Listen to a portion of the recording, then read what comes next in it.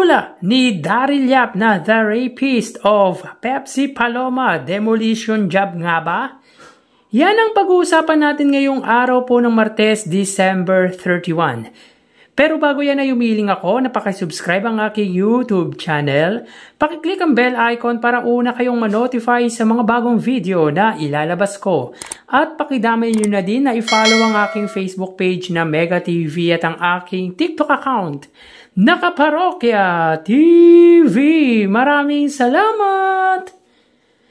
So mga kaparokya, bago matapos ang taong ito ay gusto ko lang pong magpasalamat sa lahat po ng sumusubaybay sa aking YouTube channel, sa mga uploaded videos ko, sa mga naniniwala at patuloy na naniniwala sa ginagawa ko. Sa basher, mag-bash lang po kayo, it's a free country. So pag-usapan po natin mga kaparokya yung about sa gagawing pelikula ng isang director na si Daryl Yap. Actually mga kaparokya, hindi ko siya kilala kung sinong director itong si Daryl Yap. Pero nung sinearch ko ay tila big supporter po siya ng Marcos. Anyway, may kinalaman ba ito sa politika? It can be mga kaparokya. Dahil sa survey ay nasa top 3 senatorial slate ang Bulaga host na si Tito Sotto. At hindi lang yan mga kaparokya.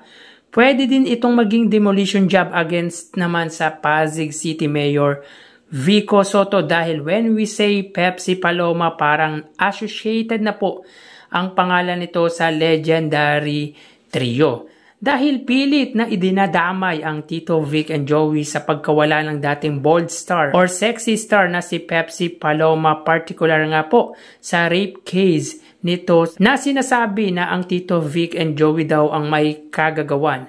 Actually mga kaparokya, it's an urban legend na hindi naman napatunayan. Hindi nga nakulong ang mga sinasangkot dito na sina Vic Sotto, Joey De Leon at Richie De Horsey. Sino ba si Pepsi Paloma? So alamin po natin mga kaparokya, siya ay dating sexy star na isa sa miyembro ng Soft Drinks Beauty kasama sina Coca Nicolas na kamakailan nga ay in-interview ni Julius Babaw kung saan ayon dito ay wala daw katotohanan ang tungkol doon dahil siya mismo ang siyang nagtanong sa kasamahan at tugon sa kanya ay gawa-gawa lang ng kanilang manager ang issue na yon na si Ray De La Cruz. Si Ray De La Cruz ay talent manager ng Soft Drinks Beauty that time.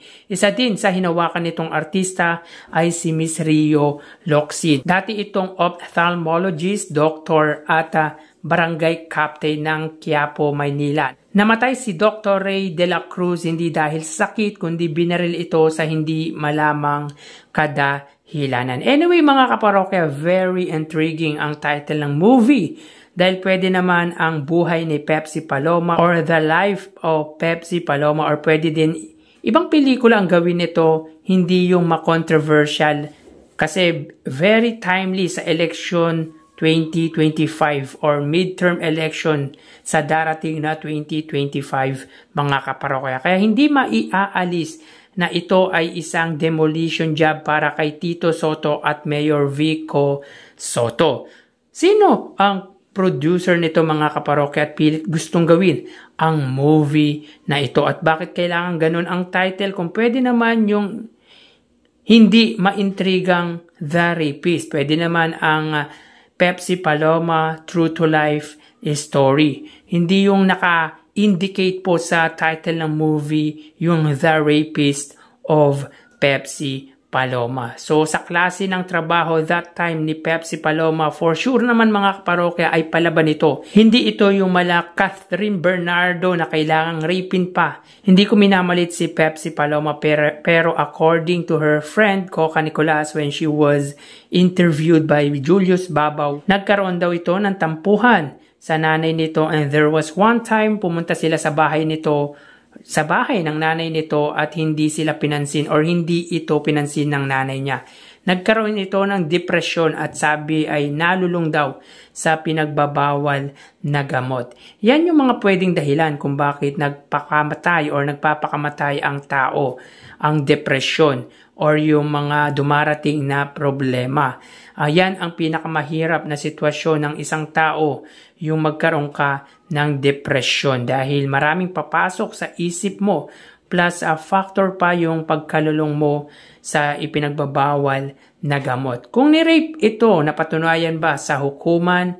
For sure, hindi naman dahil hindi po nakulong ang mga nasangkot dito na sina Vic Soto, Joey De Leon at Richie D. Horsey. At wala pong kinalaman si Tito Soto sa about nga po dito kay Miss Pepsi Paloma, pero naka-associate na nga po ang Tito Vic and Joey when we say Pepsi Paloma. That time naman siguro mga kaparokya ay mapera na ang Tito Vic and Joey dahil sobrang sikat sila ng mga panahong yan. Hindi ba nila kayang manligaw o dumiskarte or magbayad at kailangan nilang mang-rape pa? Take a look at the picture mga kaparokya, bata na hindi pa kilala kung sino ang gaganap na artista as Pepsi Paloma. At this one na tila si Miss Tapia ng school bukol na kasama ng TVJ sa sitcom nila. Isang tila Richie D. Horsey, Mon Confiado as Ray de la Cruz, Gina Alahar as mother ni Pepsi Paloma. Parang may pinatutungkulan talaga ang kwento ng moving gagawin ni Daryl Yap. But I don't think napapansinin ito ng Tito Vic and Joey. Well, mga parokya, may consequences din naman yan if talagang connected ang TVJ dahil hindi naman siguro papayag ang Tito Vic and Joey na basta-basta na lang silang ganyanin once na madamay sila. Siyempre, sisiraan sila, lalaban at lalaban niyang mga yan. Ang lakas ng loob ng direktor nito. And I think merong malaking tao sa likod nito mga kaparokya. Anyways, kayo mga kaparokya, anong masasabi nyo patungkol dito? Please comment down below. So hanggang dito na lang mga kaparokya. Happy New Year sa ating lahat. Magsiingat po tayo. Thank you and God bless.